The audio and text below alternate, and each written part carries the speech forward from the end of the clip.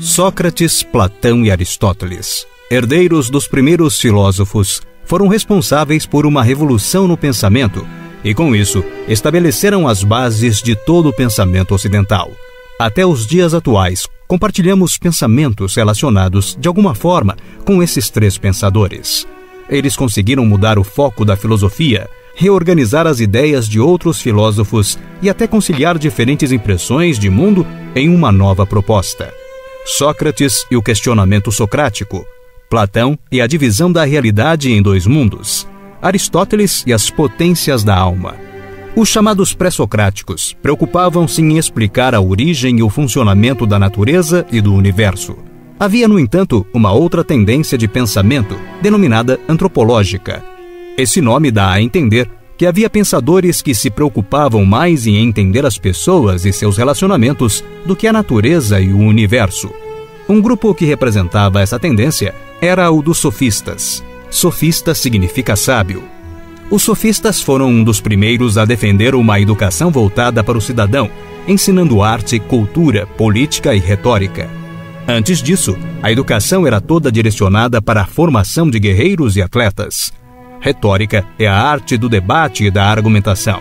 Bom pensador seria aquele que ganha debates, e os sofistas eram especialistas em praticar e ensinar essa arte. Embora haja uma coerência nesse raciocínio, havia um problema: o risco de se tentar ganhar a qualquer custo. Isto significa que, por vezes, alguns sofistas distorciam certas informações e argumentos para vencer o debate. Esse recurso ficou conhecido como sofisma, e foi muito criticado pelos filósofos que tinham um compromisso com a busca da verdade.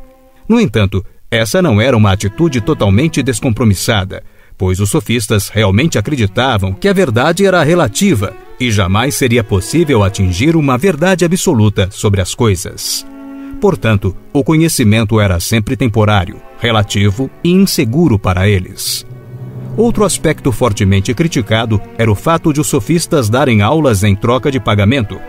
Por causa disso, eram acusados de corromper a verdade em benefício de seus ganhos. Apesar de terem sido criticados durante grande parte da história, hoje considera-se a importância dos sofistas, inclusive por terem educado mediante pagamento, havendo assim maior democratização do conhecimento. Protágoras, um dos mais conhecidos sofistas, deixou uma frase que representa com muita clareza essa tendência antropológica: o homem é a medida de todas as coisas. Isso significa que tudo o que fazemos tem o ser humano como referencial. É assim que Protágoras marca um período que vai se efetivar de fato com o advento de Sócrates, o antropocentrismo grego. Sócrates foi uma figura ímpar na história da filosofia. Não é à toa que entre os períodos do pensamento filosófico dividem-se os períodos antes de Sócrates, pré-socráticos, e depois de Sócrates, pós-socráticos. Da mesma forma como separamos a contagem dos anos em antes de Cristo, AC, e depois de Cristo, DC.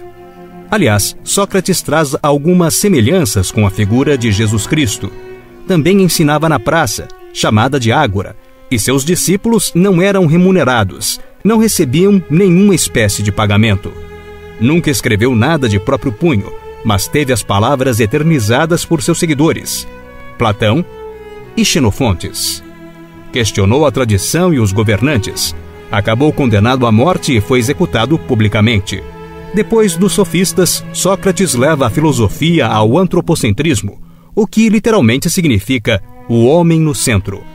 Ao assumir para si o lema lido no oráculo de Delfos, conhece-te a ti mesmo, Sócrates direciona a filosofia para a compreensão de si e, portanto, do ser humano.